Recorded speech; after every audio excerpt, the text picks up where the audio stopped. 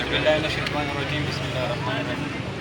د ټول ناول د خپل صوبایي نایب امیر مفتي فضل غفور صاحب انتهایی ممنون او مشکور یم چې دو په دې لنډ وخت کې دلته کې راغلل او د جمعیت طلبه اسلام په رپورټ سوال د دعا او سره ځای په څنګه چې تاسو علم کې ده چې شجرکاري مهم شروع ده په دغه سلسله کې د مفتي صاحب سره مختصر انټرویو کوو. مفتي صاحب اول خو تاسو ډېره مننه تاسو دلته کې راغلل. څنګه تاسو په علم کې د کلایمټ چینج سره مخامخ دي نو را روان وخت کې به د دې دغه څه حل شي. بسم الله الرحمن الرحیم.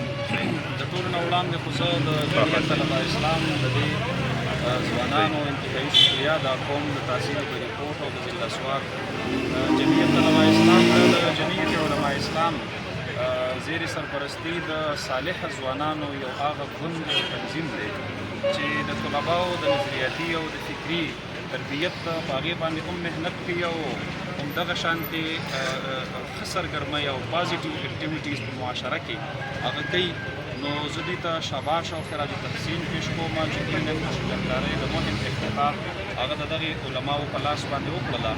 دې محفل کې زموږ سره د جمعیت علما اسلام د دې تحصیل مشران راغلي دي، هغې هم شکریه ادا کوم. زموږ د سوشل میډیا ورکرز حضرات راغلي دي، عام پبلک ورونه هغوی دلته تشریف راوړی دی، ټول شکریه ادا کوم، په خیرالې ورته وایم.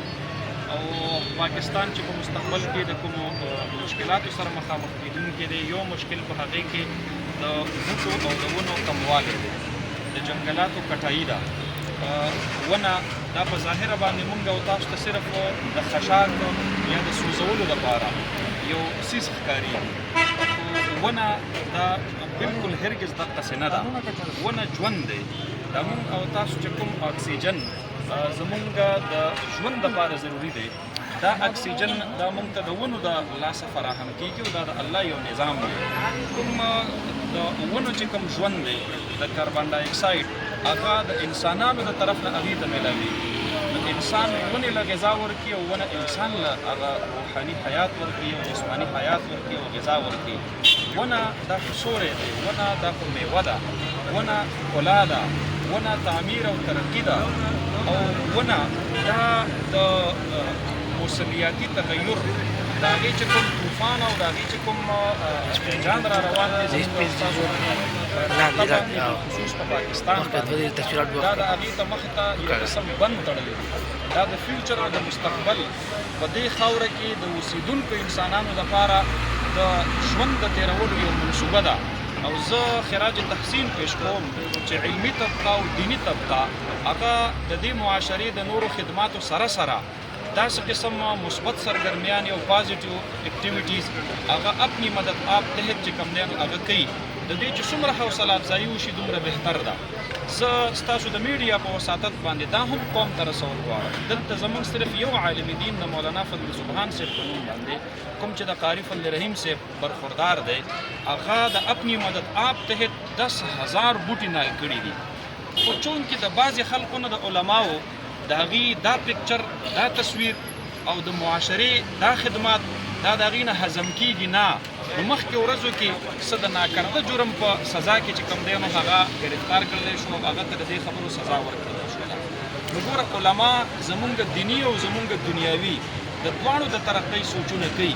زه مولانا فضل سبحان صاحب سمیت څومره چې هم علمي طبقه ده، طلبای کرام دي، دینداره خلق دي او څومره مسلمانان دي، هغې ټولو ته دا پیغام ورکوم چې حدیث مبارک کې راځي، جناب نبی کریم صلی الله علیه وسلم فرمایي، د حضرت انس رضی الله عنه روایت دی، ما من مسلم یغرس غرسا فیأکل منه انسان او دابة الا کان له به صدقه.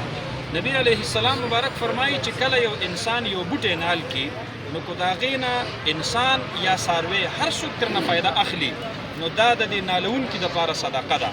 ستا د نال کړي بوټي او د ونې په سوري باندې به څومره خلک کښېني، په هغې کې به څومره مرغۍ خپلې جالې جوړوي، په هغې کې به څومره میوه کېږي، د هغې نه به څومره استفاده کېږي، د هغې نه راوتلی اکسیجن دا به څومره انسانانو ته د ژوند ذریعه ګرځېږي.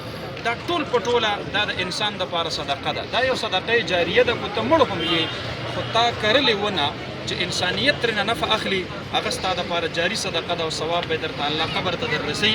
ونې مه کټ کوئ، ځنګلات مه ختموئ، ونې نالې کوئ، بوټي نال کوئ، خپل علاقه ښکلې ښایسته او شنه کړئ.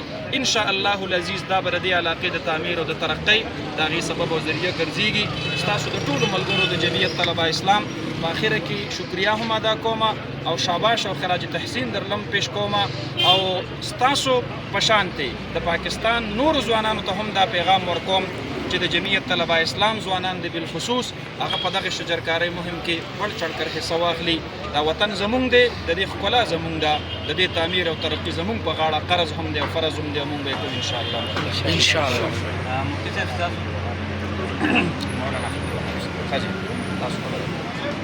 مفتي صاحب مختصر د جمعیت طلبه اسلام کوم نوی تنظیم چې په ریپورټ کې جوړ شوی دی چونکې نوجوانان دي او اکثر یو کار د دوی په سوچ د هغې مطابق ونه شي دوی زر ناامیده کېږي. دوی ته به څه پیغام ورکول غواړي؟ جمعیت طلبه اسلام ملګرو ته دا پیغام دی چې دا زمونږ او ستاسو تحریک د تېرو 100 کالو نه را روان دی. مونږ او تاسو چې کوم تحریک سره وابسته یو په هغې کې د ناکامۍ تصور نشته دی. تاسو خپل همت کوئ، ځوانانو ته خپل پیغام ورسوئ، دینی سوچ ورله پیدا کړئ، دینی فکر او نظریه ورله پیدا کړئ، دینی جذبه هغوی کې پیدا کړئ، د الحاد نه بچ کړئ، د دهریت نه بچ کړئ، د قادیانیت نه بچ کړئ، د وخت د سیکولریزم د دې فتنو نه بچ کړئ او ان شاء الله العزیز همدغه ستاسو کامیابي ده او کامیابي به په دغه لاره کې زموږ مقدر ده. ډېره مننه مفتي صاحب. یو ډېره بیا د جمعیت طلبه اسلام په ریپورټ او جمعیت علما اسلام په ریپورټ د ټولو مشرانو له طرفه ستاسو او ستاسو سره راتلونکي ټولو مېلمنو شکریه ادا کوم چې تاسو راغلئ. دلته کې د دې نوجوانانو تاسو سره ډېره مننه.